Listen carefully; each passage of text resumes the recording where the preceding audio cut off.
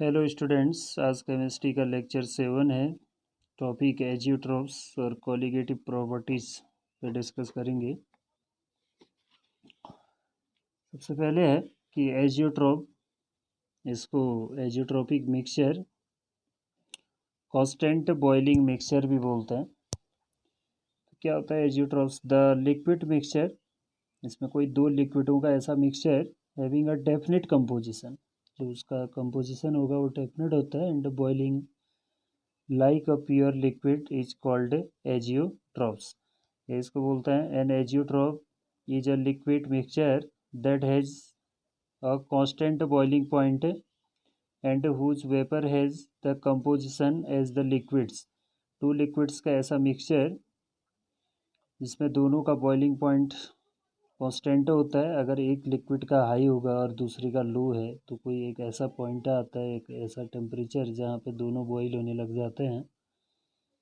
There are two types of azeotropes, दो type के azeotropes mixture है। Minimum boiling azeotropes, minimum boiling azeotropes positive deviation solution non ideal वाला और positive deviation वाला हो, Raoult's law को फॉलो करता है तो मिनिमम बॉइलिंग एजियोट्रॉप्स को शो करेगा।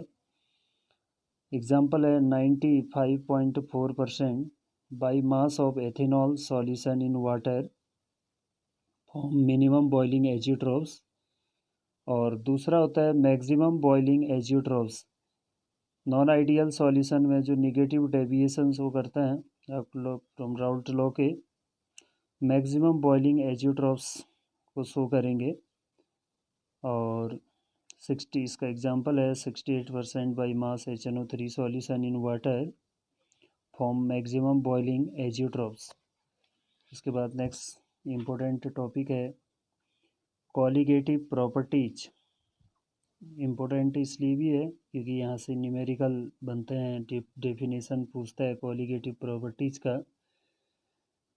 सॉल्यूशन की ऐसी प्रॉपर्टीज जो सॉल्यूट के मोल्स पे या सॉल्यूट के नंबर ऑफ पार्टिकल्स पे डिपेंड करता है,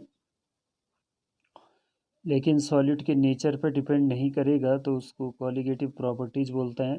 क्या बताया? कोलिगेटिव प्रॉपर्टीज सॉल्यूशन की ऐसी प्रॉपर्टीज है, those properties of solution which depends only on the number of particles of solute dissolved in definite amount of solvent। definite amount of solvent में only number of particles जितने dissolve हैं उसी पे solution की properties depend कर रही है, तो उसको कोलिगेटिव प्रॉपर्टीज बोलते हैं। and do not depend on the nature of solute are called colligative properties।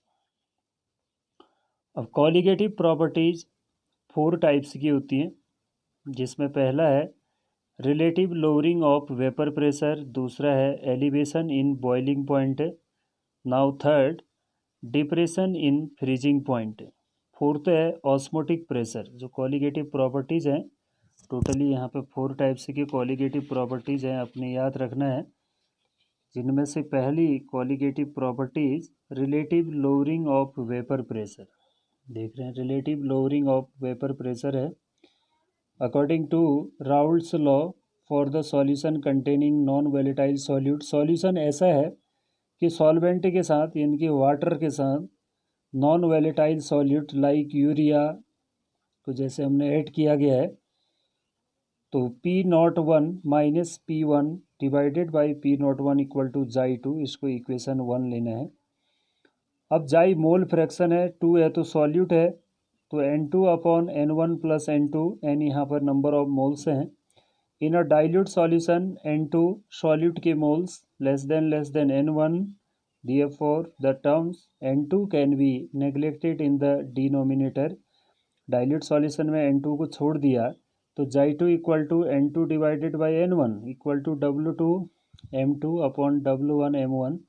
तो ये आ जाएगा इसका equation first, can be written as, equation first को हम कैसे लिख सकते हैं, P01 minus P1 divided by P01 equal to J2 equal to W2 M1 W1। अब क्या है, the above expression can be used in determine the molecular mass of the solute two, यानी कि सॉल्यूट का मॉलिक्यूलर मास निकाल सकते हैं, provided the relative lowering of vapor pressure of a solution known concentration and a molecular mass of solvent known. However, the determination of molecular mass by this method one difficult because the accurate determination of lowering vapor pressure is difficult बोल रहे तो उसको calculate करना difficult होता है. इससे आगे next video में देखेंगे. हेलो स्टूडेंट्स, प्रीवियस वीडियो में हमने relative lowering of vapour pressure पढ़ा. अब है elevation in boiling point. The temperature at which the vapour pressure of liquid become equal to atmospheric pressure is called boiling point of liquid. कि एक ऐसा temperature जिसमें liquid का vapour pressure atmospheric pressure के equal हो जाता है तो वही उसका बॉइलिंग पॉइंट होगा लिक्विड का. ग्राफिकली समझते हैं. ये वेपर प्रेशर वर्सेस टेम्परेचर के बीच में यहाँ पर ग्राफ खींचा गया है. ये लेवल जो ये दिख रहा है डॉटेड लाइन, ये 1 atm एटमॉस्फेरिक प्रेशर की लाइन है. फर्स्ट ये कर्व यहाँ पे लिक्विड यानी कि सॉल्वेंट है, प्योर सॉल्वेंट सॉल्यूशन का कर्व ये है.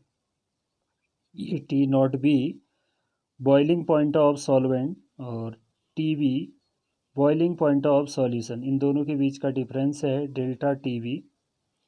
We know that the vapor pressure of solution is lower than that of pure solvent. Solution का वेपर प्रेशर प्योर सॉल्वेंट से लोअर होता है, कम होता है. ठीक है, ऐसा क्यों होगा? जो प्योर सॉल्वेंट वाटर है, वाटर को अगर हम हीट करते हैं तो काफ़ी ज़्यादा अमाउंट में प्योर है, उसमें कोई दूसरी चीज़ ऐड नहीं है, तो सरफेस से ज़्यादा मॉलिक्यूल वेपर में चेंज होंगे. जितना ज़्यादा वेपर बनेगा उसका वेपर प्रेशर उतना ही हाई रहता है. And vapour pressure increase with increase in temperature. Temperature को बढ़ाने के साथ वेपर प्रेशर बढ़ेगा.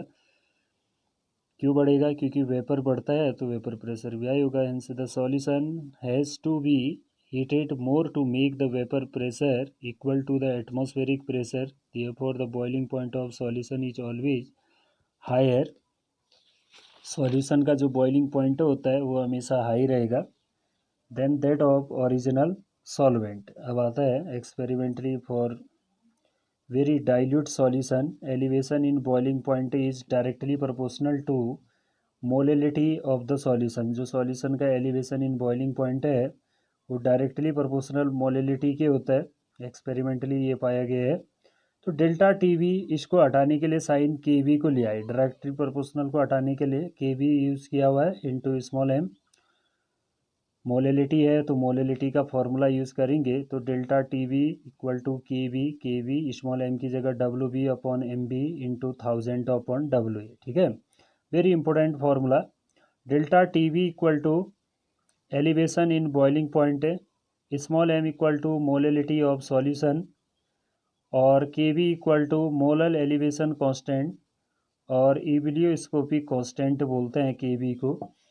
के वी की डेफिनेशन पेपर में पूछी जाती है कि भाई के वी क्या होता है. If small M equal to 1 molal then delta T V equal to K V. Molal elevation constant may be defined as the elevation in boiling point when the molality of solution is unity. अगर solution की molality 1 हो तो उस समय जो molal elevation constant होता है, molal elevation constant के वी, वो किसके इक्वल होगा? यहाँ पे एलिवेशन इन बॉइलिंग पॉइंट के.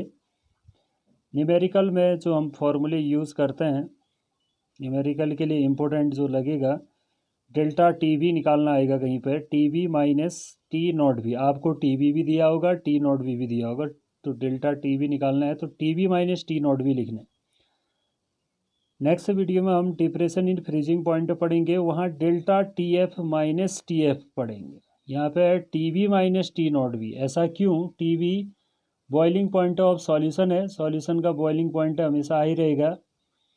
टी नॉट बी का मतलब है boiling point of solvent. Solvent का बॉइलिंग पॉइंट लो रहता है, इसलिए सॉल्यूशन का बॉइलिंग पॉइंट हाई क्यों होगा? क्योंकि सॉल्यूशन में नॉन वोलेटाइल सॉल्यूट को भी ऐड किया गया है. इसके कारण से मोलेलिटी का फॉर्मूला यूज़ करना है. जो मोलेलिटी है इसका फॉर्मूला ये वाला यूज़ करेंगे, W2/m2। 2 या B का मतलब है सॉल्यूट से है, 1 लिखेंगे तो यहाँ पे सॉल्वेंट आ जाएगा।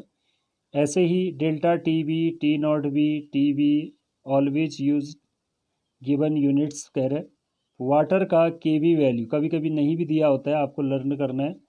वाटर की जो KB वैल्यू होती है 0.52 केल्विन kg मोल इनवर्स, और एलिवेशन इन